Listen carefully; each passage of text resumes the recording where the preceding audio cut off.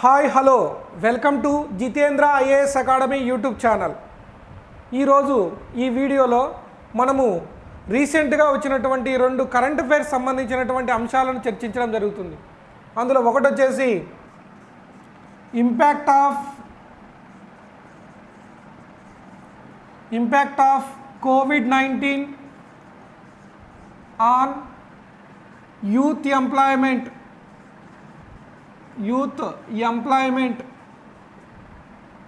అనేటువంటి అంశం. ఈ అంశాన్ని చదవడానికి కారణం ఏంటంటే రీసెంట్గా 2020 ఆగస్టు 18వ తేదీన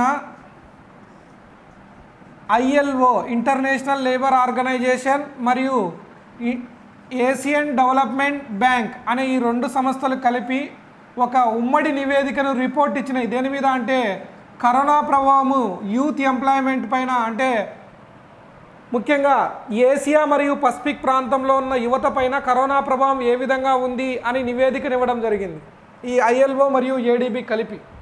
రెండో అంశం ఏంటంటే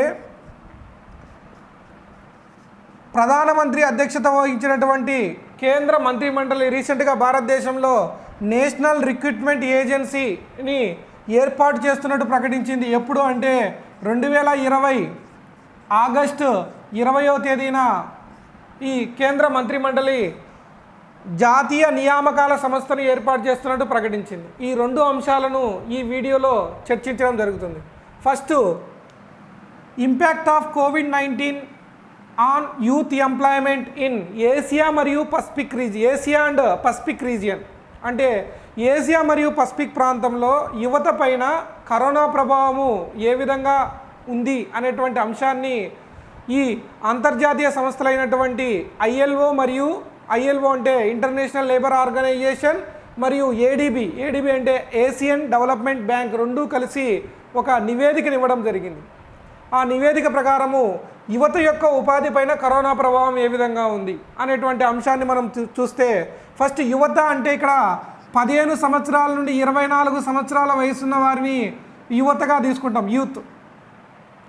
మరి 15 సంవత్సరాల నుండి 24 సంవత్సరాల వయసున్న వారిని యువత అని పిలుస్తున్నాం, రైట్. మరి ఇక్కడ ఈ యువత పైన ఏసియా మరియు పసిఫిక్ ప్రాంతం, ముఖ్యంగా ఏసియా మరియు పసిఫిక్ రీజియన్లో ఉన్నటువంటి యువత పైన కరోనా ప్రభావం ఏ విధంగా ఉంది అనేది మనం అబ్జర్వ్ చేస్తే, ఈ నివేదికలో వచ్చిన అంశాలు ఏంటి అని అబ్జర్వ్ చేస్తే, ఏసియా మరియు పసిఫిక్ ప్రాంతంలో దాదాపు 13 దేశాలు ఉన్నాయి. ఈ 13 దేశాలలో 660 మిలియన్ల మంది యువత ఉంది. ఈ 660 మిలియన్ల మంది యువత ఉంటే ఈ ఏసియా మరియు పసిఫిక్ ప్రాంతంలో ఉన్న 13 దేశాలలో 660 మిలియన్ల మంది యువత ఉంటే అందులో కరోనా ప్రభావం వలన దాదాపు 10 నుంచి 15 మిలియన్ల మంది యువత తమ ఉపాధిని కోల్పోవడం జరిగింది. అంటే నిరుద్యోగులుగా మారిపోయారు. దేనివలన అంటే కోవిడ్-19 వలన, రైట్. మరి 10 నుంచి 15 మిలియన్ల మంది యువత నిరుద్యోగులు మారిందంటే దాదాపు మిలియన్స్. 10 నుంచి 15 మిలియన్లు అంటే 1 కోటి నుంచి 1.5 కోటి, అంటే 1 crore to 1.5 crores మంది యువత నిరుద్యోగులుగా మారడం జరిగింది ఏసియా మరియు పసిఫిక్ రీజియన్లో. ఇది ఎవరి రిపోర్టు ప్రకారము? ILO మరియు ADB ఇచ్చినటువంటి నివేదిక ప్రకారము ఏసియా మరియు పసిఫిక్ ప్రాంతంలో 10 నుంచి 15 మిలియన్ల మంది యువత ఉపాధిని కోల్పోవడము జరిగింది. అంటే ఉపాధిని కోల్పోయినంటే గతంలో వారు ఏదో ఒక రంగంలో పనిచేస్తున్నారు, కానీ ఈ కరోనా రావడం వలన, ఆర్థిక సంక్షోభ పరిస్థితులు ఏర్పడడం వలన వారు తమ ఉపాధిని కోల్పోవడము జరిగింది. మరి భారతదేశంలో చూస్తే, భారతదేశంలో దాదాపు 41 లక్షల మంది యువత ఉపాధిని కోల్పోవడం జరిగింది. మరి ఈ 41 లక్షల మంది యువత ఎక్కడ పనిచేసేటువంటి యువత అంటే ఫార్మ్ సెక్టార్ అంటే వ్యవసాయంలో పనిచేసేటువంటి యువత, అదేవిధంగా కన్స్ట్రక్షన్ సెక్టార్ అంటే నిర్మాణ రంగంలో పనిచేసేటువంటి యువత ఉపాధిని కోల్పోవడము జరిగింది, రైట్. సో అంటే ఉపాధిని కోల్పోతున్నారంటే వీళ్ళు నిరుద్యోగులుగా మారుతున్నారు. అంటే ఏసియా మరియు పసిఫిక్ రీజియన్లో నిరుద్యోగిత రేటు పెరిగింది. అదేవిధంగా భారతదేశంలో కూడా యువతలో నిరుద్యోగిత రేటు పెరిగింది. దేనివల్ల అంటే కరోనా వలన. ఏసియా మరియు పసిఫిక్ రీజియన్లో ఒకప్పుడు 2019 ప్రకారము 2019 డేటా ప్రకారము ILO ADB డేటా ప్రకారము 13.8% యువతలో నిరుద్యోగిత రేటు ఉండేది. అదే భారతదేశంలో ఎంత నిరుద్యోగిత రేటు ఉందంటే 32.5% నిరుద్యోగిత రేటు ఉంది యువతలో నిరుద్యోగిత రేట్ ఇది, రైట్. సో అంటే కరోనా ప్రభావం వలన యువత ఎక్కువ మంది ఉపాధిని కోల్పోవడం జరిగింది. మనము ఆల్రెడీ కరోనా గురించి మీకు తెలుసు, చైనాలోని వుహాన్ నగరంలో ఈ కరోనా వైరస్ రావడం వలన ఈ కరోనా వైరస్ అనేది చైనాకే పరిమితం కాకుండా ప్రపంచ దేశాల అన్ని దేశాల్లో విస్తరించడం జరిగింది. దానివల్ల ఆర్థికంగా సామాజికంగా అనేక సంక్షోభ పరిస్థితులు ఏర్పడడం జరిగింది. ఇక్కడ కరోనా ప్రభావం ఎక్కువగా ఎవరి మీద ప్రభావం చూపింది అంటే ఖచ్చితంగా మీకు ఆన్సర్ చేయాల్సిన అంశం ఏంటంటే యువత పైన ఎక్కువగా ప్రభావాన్ని చూపింది. అంటే యువత ఉపాధిలో ఉన్నటువంటి యువత కాస్త ఏంగా మారిపోవడం జరిగిందంటే నిరుద్యోగులుగా మారడం జరిగింది. ఇక్కడ నిరుద్యోగులు అంటే నిర్వచనం ఏంటంటే 15 సంవత్సరాల నుండి 59 సంవత్సరాల వయసు కలిగి పని చేయాలనే కోరిక ఉండి పనిచేసే శక్తి ఉండి పని లభించని స్థితిని ఏమని పిలుస్తామంటే నిరుద్యోగులు అంట. సాధారణంగా 15 సంవత్సరాల నుండి 59 సంవత్సరాల వయసు ఉన్న వారిని మన భారతదేశంలో ఏమని పిలుస్తామంటే లేబర్ ఫోర్స్, శ్రామిక వర్గము అంటాం. శ్రామిక వర్గం. మనకు జనాభాలో 3 రకాల వయసుల వారు కనిపిస్తారు జనాభాలో. ఏంటి అంటే 0 నుండి 14 సంవత్సరాల వయసు ఉన్నవారు, 15 సంవత్సరాల నుండి 59 సంవత్సరాల వయసు ఉన్నవారు, 60 సంవత్సరాల పైన ఉన్నవారు. 0 నుండి 14 సంవత్సరాల వయసు ఉన్న వారిని పిల్లలు అంటాం. 15 సంవత్సరాల నుండి 59 సంవత్సరాల వయసు ఉన్న వారిని శ్రామిక వర్గము, లేబర్ ఫోర్స్ అంటాం. శ్రామిక వర్గము అంటాం. 60 సంవత్సరాల వయసు పైన ఉన్న వారిని వృద్ధులు, ఓల్డేజ్ వృద్ధులు అని పిలుస్తాం. ఇది భారతదేశంలో. అదే అమెరికా కావచ్చు, అదేవిధంగా ఇతర దేశాల్లో శ్రామిక వర్గము అంటే 15 సంవత్సరాల నుండి 65 సంవత్సరాల వయసున్న వారిని శ్రామిక వర్గం అంటాము. భారతదేశంలో 15 సంవత్సరాల నుండి 59 సంవత్సరాల వయసున్న వారిని శ్రామిక వర్గం అంటాం. ఈ మధ్యకాలంలో ఈ వయసును భారతదేశంలో కూడా పెంచుతున్నాం. ఎంతకు అంటే 15 సంవత్సరాల నుండి 64 సంవత్సరాల వరకు ఉన్నవారిని శ్రామిక వర్గంగా తీసుకుంటున్నాం. 15 సంవత్సరాల నుండి 64 సంవత్సరాలు శ్రామిక వర్గము అంటే ఏంటంటే 15 సంవత్సరాలు భారతదేశంలో నిర్వచనము 15 సంవత్సరాల నుండి 59 సంవత్సరాల వయసు కలిగి పని చేయాలనే కోరిక, పనిచేసే శక్తి ఉన్న వర్గాన్ని శ్రామిక వర్గం అంటాం. మరి వీళ్ళకు పని చేయాలనే కోరిక ఉంటుంది, పనిచేసే శక్తి ఉంటుంది. ఈ శ్రామిక వర్గానికి పని లభిస్తే ఉద్యోగి, ఈ వయసులో ఉన్న వారికి పని లభిస్తే ఉద్యోగి, పని లభించకపోతే నిరుద్యోగి. ఇది నిర్వచనం, జనరల్గా బేసిక్స్. అంటే నిరుద్యోగి నిర్వచనం ఏంటి? 15 సంవత్సరాల నుండి 59 సంవత్సరాల వయసు కలిగి పని చేయాలనే కోరిక ఉండి పనిచేసే శక్తి ఉన్నప్పటికీ పని లభించని స్థితిని ఏమని పిలుస్తాము? నిరుద్యోగం అని. అదే ఉద్యోగానికి నిర్వచనము 15 సంవత్సరాల నుండి 59 సంవత్సరాల వయసు కలిగి పని చేయాలనే కోరిక ఉండి పనిచేసే శక్తి ఉండి పని లభిస్తే ఉద్యోగి, పని లభించకపోతే నిరుద్యోగి. అంటే శ్రామిక వర్గంలో కొంతమంది పని చేస్తూ ఉంటారు, వారిని ఉద్యోగులు అంటాం. కొంతమంది పని లభించదు, వారిని నిరుద్యోగులు అంటాం. అంటే శ్రామిక వర్గంలో ఇద్దరు ఉంటారు. ఎవరెవరు? శ్రామిక వర్గము ఈక్వల్ టు ఏం రాసుకోవచ్చు? ఉద్యోగులు ప్లస్ నిరుద్యోగులు. ఉద్యోగులు ప్లస్ నిరుద్యోగులు.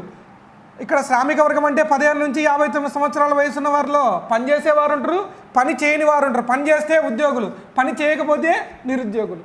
ఉపాధిని కలిగి ఉంటే ఉద్యోగులు, ఉపాధి లేకపోతే నిరుద్యోగులు. ఇప్పుడు ఇది మెయిన్ ఫార్ములా.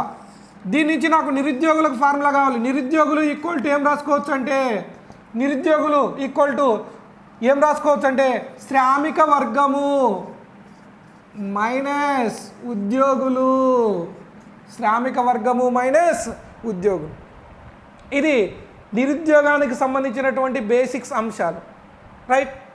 మరి నిరుద్యోగిత రేటు అంటే ఏంటి? ఇక్కడ నిరుద్యోగిత రేటు అంటే మీనింగ్, ఇక్కడ రేటు అంటే అర్థం ఏంటంటే శాతము అని అర్థం రేటు అంటే. మరి నిరుద్యోగిత రేటు అన్ఎంప్లాయ్మెంట్ రేట్. నిరుద్యోగిత రేటు ఫార్ములా ఏంటంటే నిరుద్యోగుల సంఖ్య బై మొత్తం శ్రామిక వర్గము లేబర్ ఫోర్స్ ఇంటూ 100, దీన్ని నిరుద్యోగిత రేటు అని పిలుస్తాం. నిరుద్యోగిత రేటు. ఈ ఇంటర్నేషనల్ లేబర్ ఆర్గనైజేషన్ మరియు ఏషియన్ డెవలప్మెంట్ బ్యాంక్ ఇచ్చిన నివేదిక కరోనా ప్రభావం ఏసియా మరియు పసిఫిక్ ప్రాంతంలో ఏ విధంగా ఉంది అని నివేదిక ఇచ్చింది. దీని ప్రకారం మనం గమనిస్తే ఈ కరోనా ప్రభావం ఎక్కువగా ఎవరి మీద ప్రభావం చూపిందంటే యువతపైన ప్రభావం చూపింది. ఏసియా మరియు పసిఫిక్ ప్రాంతంలో ఎంత శాతం నిరుద్యోగిత రేటు ఉంది? ఏసియా మరియు పసిఫిక్ ప్రాంతం రెండింటికి కలిపి యువతలో ఎంత శాతము నిరుద్యోగిత రేటు ఉంది ఈ నివేదిక ప్రకారం అంటే 13.8%. అదే ఇండియాలో యువతలో ఎంత శాతం నిరుద్యోగిత రేటు ఉందంటే 32.5% యువతల నిరుద్యోగిత రేటు 32.5%. కరోనా వలన ఏసియా మరియు పసిఫిక్ ప్రాంతంలో ఎంతమంది తమ ఉపాధిని కోల్పోయిందంటే 10 నుంచి 15 మిలియన్ల మంది ఉపాధిని కోల్పోయారు. అదే భారతదేశంలో 41 లక్షల మంది ఉపాధిని కోల్పోవడము జరిగింది అని ఈ నివేదికలో మనకు చెప్పడం జరిగింది. రైట్. సో ఇది ILO మరియు ADB యొక్క నివేదిక. యువత పైన కరోనా ప్రభావం ఏసియా మరియు పసిఫిక్ ప్రాంతంలో ఏ విధంగా ఉందని నివేదిక ఇవ్వడం జరిగింది. మరి ILO గురించి కూడా బేసిక్స్ తెలుసుకుంటే మనము జనరల్గా దాని గురించి ILO అంటే international labour organisation. International labour organisation ఎప్పుడు ఏర్పడిందంటే 1919వ సంవత్సరంలో ఏర్పడింది. ఎక్కడ ఏర్పడిందంటే జెనీవాలో ఏర్పడింది. అంటే దీని ప్రధాన కార్యాలయం హెడ్ క్వార్టర్ ఎక్కడుంది అంటే జెనీవాలో ఉంది. జెనీవా ఏ దేశంలో ఉంది? స్విట్జర్లాండ్ దేశంలో ఉంది. దీనికి డైరెక్టర్ జనరల్ ఉంటాడు. ప్రజెంట్ ILO యొక్క డైరెక్టర్ జనరల్ ఎవరు అంటే గై రైడర్ ప్రజెంట్ ILO యొక్క డైరెక్టర్ జనరల్. అదే ADB ఏషియన్ డెవలప్మెంట్ బ్యాంక్ గురించి కూడా మనము కొన్ని అంశాలు తెలుసుకోవాలి. ఏషియన్ డెవలప్మెంట్ బ్యాంక్ ఎప్పుడు ఏర్పడిందంటే 1966లో ఏర్పడింది. దీని యొక్క ప్రధాన కార్యాలయం ఎక్కడుందంటే మనీలా. హెడ్ క్వార్టర్ ఎక్కడుందంటే మనీలాలో ఉంది. మనీలా మరి మనీలా అంటే ఫిలిప్పీన్స్ దేశంలో మనీలా ఉంటుంది. ఈ మనీలాలో ఏషియన్ డెవలప్మెంట్ బ్యాంక్ ఉంది. దీంట్లో దాదాపు సభ్య దేశాలు ఎన్ని ఉన్నాయంటే 67 సభ్య దేశాలు ఉన్నాయి. అదే ILOలో సభ్య దేశాలు, ఇంటర్నేషనల్ లేబర్ ఆర్గనైజేషన్లో సభ్య దేశాలు 187 కంట్రీస్ మెంబర్ కంట్రీస్గా ఉన్నాయి ILOలో. రైట్. మరి రీసెంట్గా ADB ఏషియన్ డెవలప్మెంట్ బ్యాంకు కూడా కరెంట్ అఫైర్స్లో నిలిచింది. ఏంటి అంటే భారతదేశంలో చీఫ్ ఎలక్షన్ కమిషనర్గా పనిచేస్తున్నటువంటి అశోక్ లావాసాను ఈ ఏషియన్ డెవలప్మెంట్ బ్యాంకుకు ఉపాధ్యక్షుడిగా నియమించడం జరిగింది. ఇది మనకు ఏసియా మరియు పసిఫిక్ ప్రాంతంలో యువత పైన కరోనా ప్రభావం యొక్క రిపోర్టు. ఎవరి రిపోర్టు? ILO మరియు ADB రిపోర్టు. అంటే యువత అనేది చాలా ఎఫెక్ట్ అయిపోయినారు కరోనా వలన. మరి యువత ఎఫెక్ట్ అయిపోతే వారు నిరుద్యోగులుగా మారడం దేశానికి మంచిది కాదు. మరి దేశంలో ఉన్న యువతకు సరైన ఉపాధి అవకాశాలను అందించవలసిన బాధ్యత ఎవరి మీద ఉందంటే ప్రభుత్వం మీద ఉంది. కాబట్టి భారతదేశంలో కూడా యువతకు ఉపాధి అవకాశాలను పెంపొందించడం కోసము, అదేవిధంగా ఆర్థిక సంక్షోభ పరిస్థితులను తగ్గించడం కోసము భారత ప్రభుత్వం అనేక చర్యలు తీసుకున్నది. కరోనా వచ్చిన తర్వాత అనేక చర్యలు భారత ప్రభుత్వం తీసుకున్నది.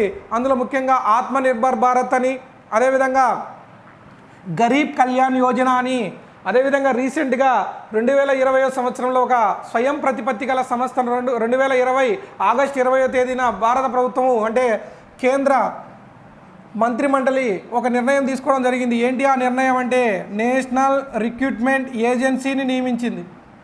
దీన్నే తెలుగులో జాతీయ నియామకాల సంస్థ.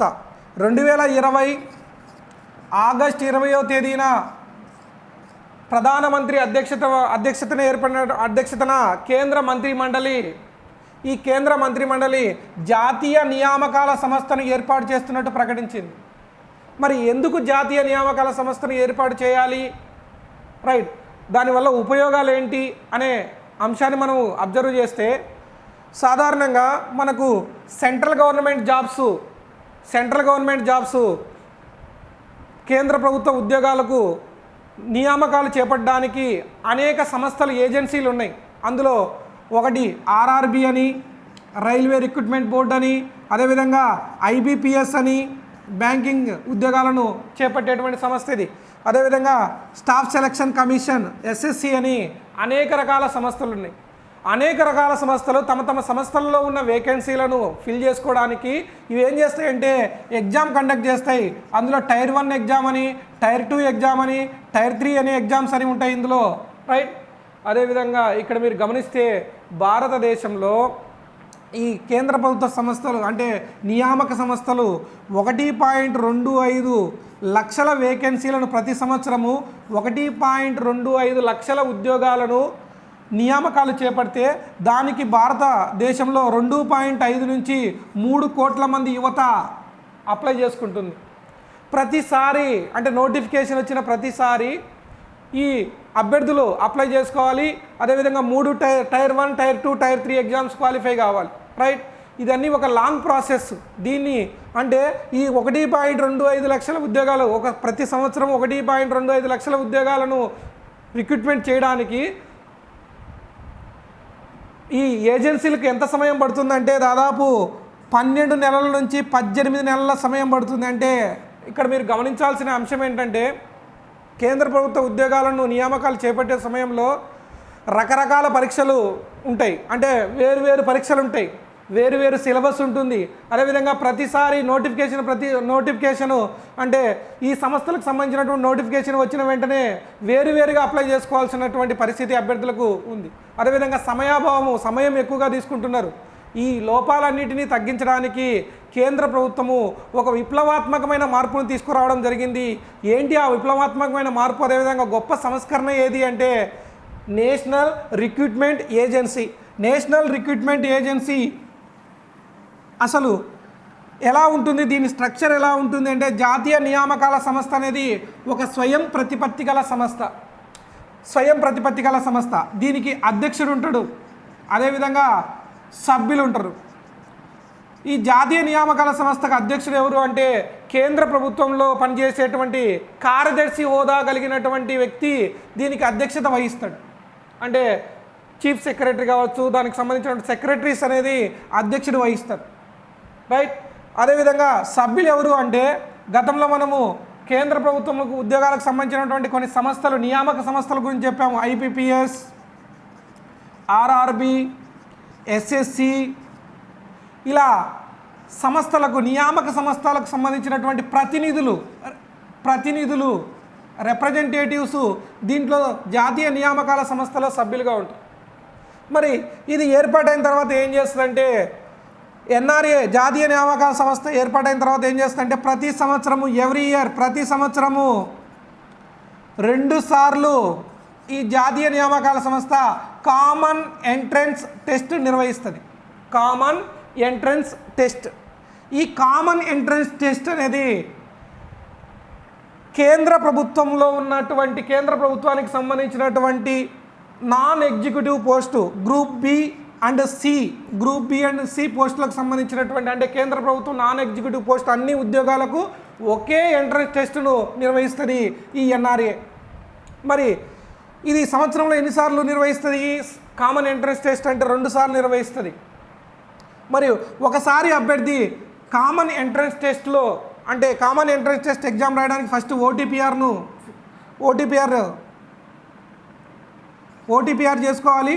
అదేవిధంగా ఓటీపీఆర్ చేసుకున్న తర్వాత రైట్ దీనికి హాల్ టికెట్ వస్తుంది. ఒకసారి ఎగ్జామ్ రాసిన తర్వాత రైట్ తన మార్కులు 90 రావచ్చు, 100 రావచ్చు, ఏదైనా తన మార్కులు ఒకసారి ఎగ్జామ్ రాసిన తర్వాత మార్కులు వ్యాలిడిటీ 3 ఇయర్స్ వరకు ఉంటుంది. అంటే 3 ఇయర్స్ లోపల తను మళ్ళీ రాయాల్సినటువంటి అవసరం లేదు, రైట్. మెరిట్లో మార్కులు పొందితే ఈ సంస్థల్లో నియామకాల సంస్థలకు సంబంధించినటువంటి ఏ సంస్థల వేకెన్సీ పడితే ఈ కామన్ ఎంట్రన్స్ టెస్ట్ మార్కుల ఆధారంగా వీటికి టైర్ 1 క్వాలిఫై కావాల్సినటువంటి అవసరం లేదు. సో టైర్ 2కు డైరెక్ట్గా తీసుకోవడం జరుగుతుంది ఈ సెట్ ద్వారా. అంటే దీనివల్ల ఏం జరుగుతుందంటే వివిధ రకాల ఉద్యోగాలకు అనేక సార్లు అప్లై చేసుకోవాల్సిన అవసరం ఉండదు. అదేవిధంగా అభ్యర్థి పైన ఫీజు బర్డెన్ అనేది ఉండదు. రెండోది సమయాభావం అనేది జరగదు. తొందరగా ఎగ్జామ్ జరుగుతుంది, సంవత్సరానికి 2 సార్లు జరుగుతుంది. ఒకవేళ అభ్యర్థికి సెట్లో మార్కులు తక్కువ వచ్చినా లేదా ఎక్కువ మార్కులు ఇంకా పెంచుకోవడానికి మళ్ళీ ఎగ్జామ్ రాసుకోవచ్చు. అలా ఎంత వయసు వరకు రాసుకోవచ్చు అంటే ఉద్యోగాలకు సంబంధించినటువంటి వయసు ఏజ్ లిమిట్ ఉంటుంది కదా, ఆ ఏజ్ లిమిట్ వచ్చేంత వరకు. ఉదాహరణకు ఓసీలకైతే 28 ఇయర్స్, అదేవిధంగా బీసీలకైతే 3 ఇయర్స్ ఎగ్జామ్షన్, ఎస్సీ ఎస్టీలకైతే కేంద్ర ప్రభుత్వ ఉద్యోగాలకు 5 ఇయర్స్ ఎగ్జామ్షన్స్ ఉంటాయి. అంటే గరిష్ట వయసు పరిమితి వరకు, ఉద్యోగ నియామకాలకు సంబంధించినటువంటి గరిష్ట వయసు పరిమితి వరకు ఎప్పుడైనా ఎన్నిసార్లైనా ఈ సెట్ ఎగ్జామ్ను రాసుకోవచ్చు. మరి సెట్ ఎగ్జామ్ అనేది అందరికీ ఒకే సిలబస్, కామన్ సిలబస్ ఉంటుంది. మరి ఎగ్జామ్ పేపర్ ఎలా ఉంటుందంటే గతంలో ఈ ఐబీపీఎస్ ఆర్ఆర్బీలు నిర్వహించేటువంటి సిలబస్ వేరువేరుగా ఉండేది. అదేవిధంగా ఇంగ్లీషు హిందీలో ఎగ్జామ్ పేపర్ ఉండేది. కానీ కామన్ ఎంట్రన్స్ టెస్ట్ అనేది ప్రజెంట్ భారతదేశంలో 12 లాంగ్వేజెస్ 12 భాషల్లో నిర్వహించాలనుకుంటున్నారు. తర్వాత కాలంలో వీటిని రాజ్యాంగంలో 8వ షెడ్యూల్లో ఉన్న మిగతా భాషల్లో కూడా నిర్వహించాలని అనుకుంటున్నారు. అంటే అభ్యర్థికి వచ్చేటువంటి లాభం ఏంటంటే ఇక్కడ మాతృభాషలో కూడా కేంద్ర ప్రభుత్వ ఉద్యోగాలకు సంబంధించిన అంటే ఉద్యోగాలలో మాతృభాషలో రాసుకోవచ్చు. అంటే దీనివల్ల అభ్యర్థి తొందరగా జాబు పొందడానికి ఆస్కారం ఉంది. రెండోది సమయాభావం తగ్గిపోతుంది, తొందరగా రిజల్ట్ వచ్చేదానికి కూడా ఆస్కారం ఉంది. అంటే ఇక్కడ ముఖ్య ఉద్దేశం ఏంటంటే ఎన్ఆర్ఏ తీసుకురావడానికి ముఖ్య ఉద్దేశము వన్ నేషన్ వన్ ఎగ్జామ్ అనేటువంటి విధానాన్ని ప్రోత్సహించడానికి ఈ ఎన్ఆర్ఏని తీసుకురావడము జరిగింది. రైట్. మరి ఎన్ఆర్ఏలో ఎవరు భాగస్వామి, ఏ మంత్రిత్వ శాఖలు భాగస్వామిగా ఉంటాయంటే కేంద్ర రైల్వే శాఖ అదేవిధంగా ఆర్థిక శాఖ దీనికి భాగస్వామ్యంగా ఉంటుంది. మరి ఎన్ఆర్ఏ వల్ల ఉపయోగాలు ఏంటంటే ఒకసారి మనం గమనిస్తే ఎన్ఆర్ఏ వల్ల ఉపయోగాలు ఒకే పరీక్ష ఉంటుంది.